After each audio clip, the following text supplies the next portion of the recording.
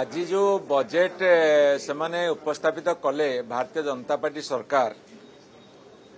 आमर मान्यवर विरोधी दल नेता श्रीयुक्त नवीन पट्टनायक अति संक्षिप्त रे ताकू कहिले जे मेनू अच्छी खाद्य सारणी सब अच्छी किंतु रोषेई घरे खाद्य नहीं फुल मेनू एम्प्टी किचन ये जेतिकी नुआ ना देइछंती केवल ना नबापी ना देइछंती किंतु जेतिकी नुआ स्कीम बा योजना ना देइछंती तांकर जे कोनसी विधायक मंत्री के पचार से ना भी कहि परिबेनी एमानक पाखे राति बहुत बड़ एमानक एते स्वप्न जे राति पाही गले भी स्वप्न सरीबनी तेणु ये जो सरकार ये सरकार ऋणं कृतम पिबेत सुखम भवेत जावत जीवेत ये बर्तमान ऋणर सरकार ऋण करी करी बजेट आकार बढ़ाई गत वर्ष भी जो 2,90,000 कोटी टंकार बजेट देते ताकू एते पर्यंत खर्च करि पारलेनी एबे जो बजेट संख्या देइछंती सेतिरे ऋणर परिमाण 60,000 कोटी टंकार अधिका अछि केंद्रीय अनुदान अछि ता साथरे विभिन्न फाइनेंस कमिशन अनुदान अछि तेणु एई भली भाबरे बजेटर कलेबर बड़ करछंती तेणु ताकू गोटिए अर्थरे कहा जाई पारे हाथी भलिया बजेट ये जंदा भलिया खर्च करिवे तेणु बजेट आकारटा बड़ जेमिति गोटे विराट बेलून को पवन देकी फुलेई दिया जाए किंतु बेलून ओजन न थाए ए बजेट ठीक से भाया हाथी भाया बजेट पिंपुड़ी जंदा भाया खर्च बेलून भाया पवन पशिची किंतु ओजन नहीं ए बजेट बंधुगण आज जो माननीय मुख्यमंत्री 2026-27 आर्थिक वर्ष पर बजेट उपस्थापन कले एथिरु गोटे जिनस प्रत्यमान होउची जे ओडिशार अर्थनीति को एक प्रकार कलंकी लागि सारलानी मु आपको कहबा को चाहे ये बजेट गोटे दिशाहीन दिगरे अर्थात कौन सी डायरेक्शन यार नाही एथुर या जणा पडुची बजेट मध्य अंतसार शून्य एवं जनविरोधी बजेट बोली आमे कहि परिबा आपण देखिबे जो भली भाबरे ये सरकार आगौचंती अर्थनीति को जो भली भाबरे परिचालना करूचंती गोटे समय नवीन बाबू ओडिशार आर्थिक परिचालना को देश में 1 नंबर करथिले एमाने विगत 3टी बजेट रे जो दिगरे आगौचंती ये 25 वर्ष पछकु फेरे नेउचंती आपण जदि देखिबे मु ताकु टिके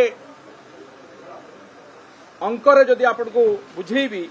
ताहले प्रथमे जीएसडीपी बा ओडिशार जो बजेट रो जीएसडीपी अभिवृद्धि हार ताहा 23-24 रे 8.5% थिला जोटा वर्तमान 7.9% हबो बोले आकलन करा जाउची एवं सेतिरे मध्ये सेमाने भारी खुशी केंद्र रे मध्ये अभिवृद्धि हार कमुची राज्य रे मध्ये अभिवृद्धि हार कमुची आ बढ़ुची कोन ऋण भार बढ़ुची ऋण भार जेभली भाव रे बढ़ुची ता अत्यंत चिंताजनक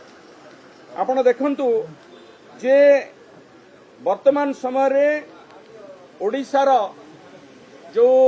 एफआरबीएम एक्ट अनुसार जहाँ रहिबा कथा जीएसडीपी आउ डेप्ट रेशियो ताहा तो 25% तले निश्चित भाव में रही नवीन बाबूंकर अवदान किंतु गत वर्ष जोटा 12.7% थिला वर्तमान ताहा बढ़िकी 14.1% को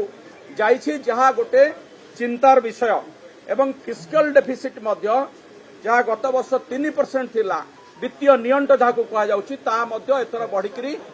3.5% यार मैक्सिमम लिमिट को छुई सारलानी आपण देखिबे एमाने जो ऋण नैछंती ता विशेष भाव में चिंताजनक नवीन बाबू जेतेबेले सरकार को विदाय नेले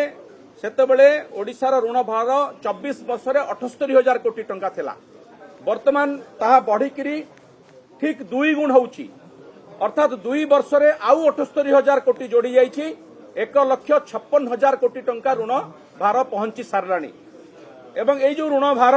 एथिरे 40% ऋण खोला बजार रू निया जाउछि जहाँ आहुरी बेसी ओडिशार अर्थनीति ପାଇଁ विपज्जनक जार सुध हार 14 रु 15% पर्यंत दवाकू पड़िबो